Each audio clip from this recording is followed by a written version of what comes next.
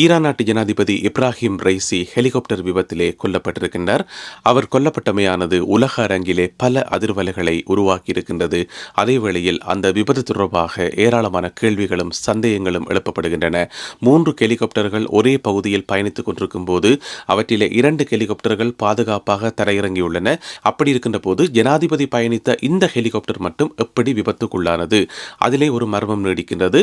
அதேவேளையில் இப்படி ஒரு விபத்து நடக்கப் போகிறது, இப்ராஹிம் ரைசி அதில் கொல்லப்பட போகிறார் என்பது ஒரு சில தரப்பினருக்கு முன்கூட்டியே தெரியும் என்று சொல்லியும் இப்பொழுது தகவல்கள் வந்து கொண்டிருக்கின்றன.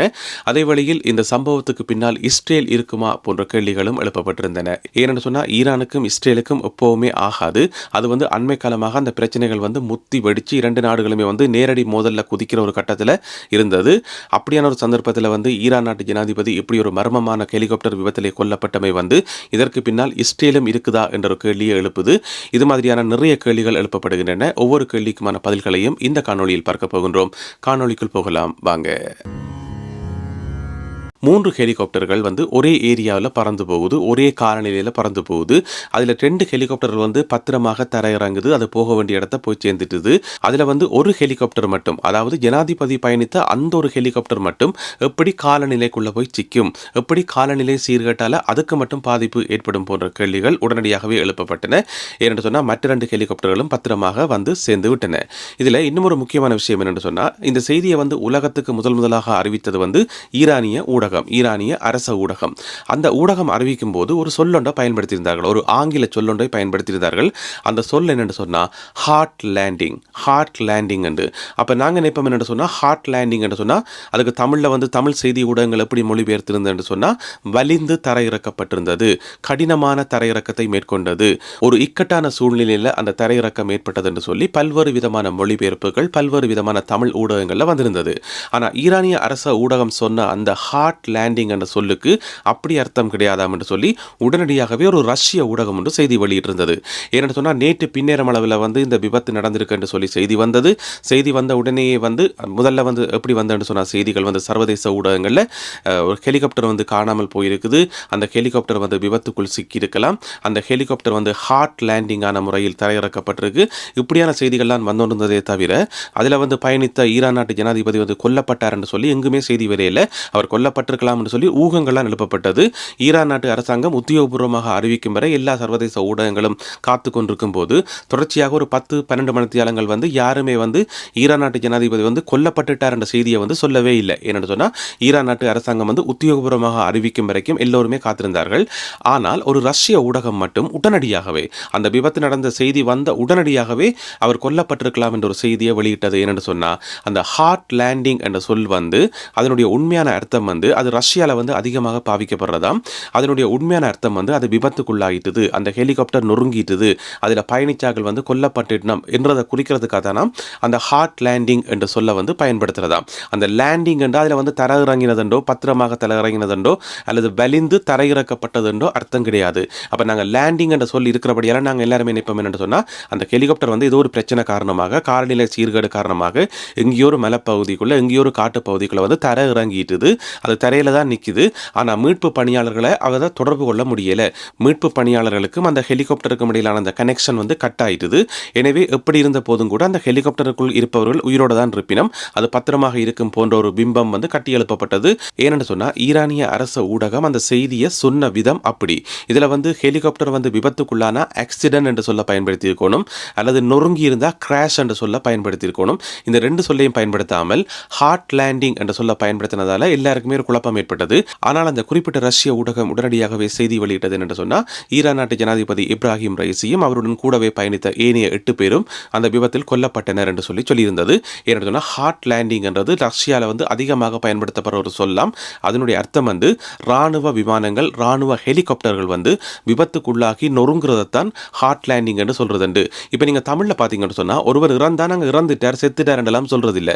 நாங்கள் உத்தியோகபூர்வமாக சொல்லும் போது அவர் இயற்கை எய்தினார், காலமானார், இறையடி சேர்ந்தார், நித்திய இளைப்பாறினார் போன்று பல்வேறு விதமான நல்ல சொற்களை பயன்படுத்தி கொண்டு சொல்லுவோம். அது எல்லாமே வந்து ஒரு மறைமுகமாகத்தான் அவர் இறந்துட்டார் என்றதை மறைமுகமாக குறிப்பிட சொல். இப்ப காலமானார் என்றதை நாங்கள் நேரடியாக ஆங்கிலத்தில் மொழிபெயர்த்தோம் என்று சொன்னால் அது ஒரு வித்தியாசமான மொழிபெயர்ப்பை கொடுக்கும். அல்லது இயற்கை எய்தினார் என்றதை அப்படியே வரிக்கு வரி நாங்கள் ஆங்கிலத்தில் மொழிபெயர்த்தோம் என்று சொன்னால் அது ஒரு நல்ல அர்த்தத்தை கொடுக்காது.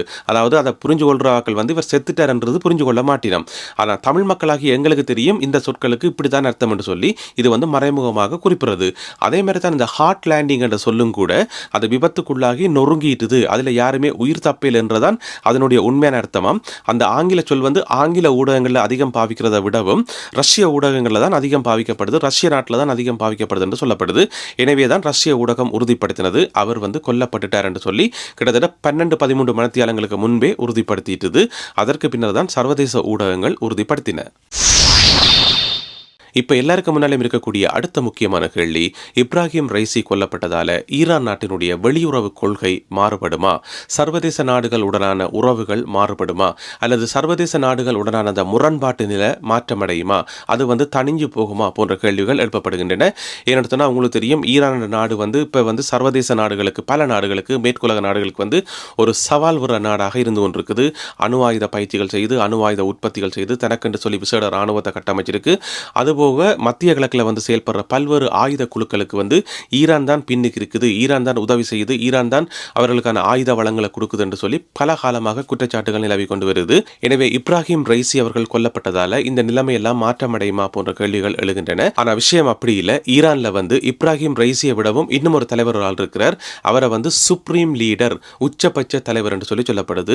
எல்லா முடிவுகளையும் அவர் தான் எடுப்பார் என்று சொல்லியும், மிக முக்கியமாக வந்து ஏனைய நாடுகளுடனான உறவுகள், வெளியுறவு கொள்கைகள் போன்றவற்றை அவர்தான் தீர்மானிப்பார் என்றும், மிக மிக முக்கியமாக ஈரான் நாட்டினுடைய ராணுவத்தை வந்து அவர் தன்னுடைய கட்டுப்பாட்டுகளை வச்சிருப்பார் என்று சொல்லி சொல்லப்படுது. எனவே வந்து இப்ராஹிம் ரைசி அவர்கள் கொல்லப்பட்ட போதும் கூட ஈரான் நாட்டில் வந்து எந்த விதமான பெரிய அளவு மாற்றங்கள் ஏற்படாது. சிறிய அளவிலான மாற்றங்கள் ஏற்பட்டாலுமே கூட பெரிய அளவில் வந்து மாற்றங்கள் ஏற்படாது என்று சொல்லி சொல்லப்படுது. அதாவது இப்ராஹிம் ரைசி வந்து ஒரு மிகப்பெரிய இலக்கு என்று சொல்லப்படக்கூடிய அளவுக்கு இல்லை. அதாவது இஸ்ரேல் இலக்கு வச்சாலும் சரிதான், அமெரிக்கா இலக்கு வச்சாலும் சரிதான், வேறு எந்த எதிரி நாடு இலக்கு வச்சாலும் சரிதான், இப்ராஹிம் ரைசி என்பவர் வந்து ஒரு மிகப்பெரிய இலக்கு கிடையாது. அவரை கொல்றதால எந்த விதமான பிரயோசனம் இல்லை என்று சொல்லி இப்போது சர்வதேச ஊடகங்கள்ல செய்திகள் வந்துட்டே இருக்குது. ஈரான்ல இருக்கக்கூடிய அந்த அசைக்க முடியாத தலைவர், அந்த சுப்ரீம் லீடர் என்று சொல்லி சொல்லப்படுது. இப்ப நீங்க பக்கத்துல படத்துல பார்க்கிற இவர் தான் அந்த அசைக்க முடியாத சுப்ரீம் லீடர். எனவே இவர் இருக்கும் வரைக்கும் ஈரானுடைய வெளியுறவு கொள்கையில வந்து எந்த விதமான மாற்றங்களும் ஏற்படாது என்று சொல்லி சொல்லப்படுது. இப்ராஹிம் ரைசி கொல்லப்படுவது முன்கூட்டியே யாரோ ஒரு சிலருக்கு ஈரான் நாட்டிலே தெரிந்திருக்கிறதா போன்ற கேள்விகள் எழுகின்றன. அப்படி தெரிஞ்சபடியத்தான் அவர்கள் முதலாவது அறிவிப்பின் போதே இவ்வாறாக மறைமுகமாக சர்வதேசத்துக்கு அந்த செய்தியை சொன்னார்களா போன்ற கேள்விகளும் எழுகின்றன. எப்படி இருந்த போதும் கூட இந்த ஹெலிகாப்டர் விபத்திலே வந்து தொடர்ந்து மர்மங்கள் நீடிக்கவே செய்கின்றன. காரணம் உங்களுக்கு தெரியும், இஸ்ரேல் நாட்டினுடைய உளவு அமைப்பாகிய மொசாட் பல்வேறு சந்தர்ப்பங்களில் பல்வேறு ஈரான் நாட்டைச் சேர்ந்த முக்கியமான தளபதிகளையும் முக்கியமான அணு விஞ்ஞானிகளையும் வந்து பல நூதனமான முறையில் வந்து கொலை செய்திருக்குது. நிறைய சம்பவங்கள் கடந்த காலங்களில் நடந்திருக்குது. எல்லாத்துக்கு பின்னாலேயும் இஸ்ரேல் நாட்டினுடைய மொசாட் புலனாய்வு அமைப்பு இருந்ததை நாங்கள் கேள்விப்பட்டு கொண்டு வரோம்.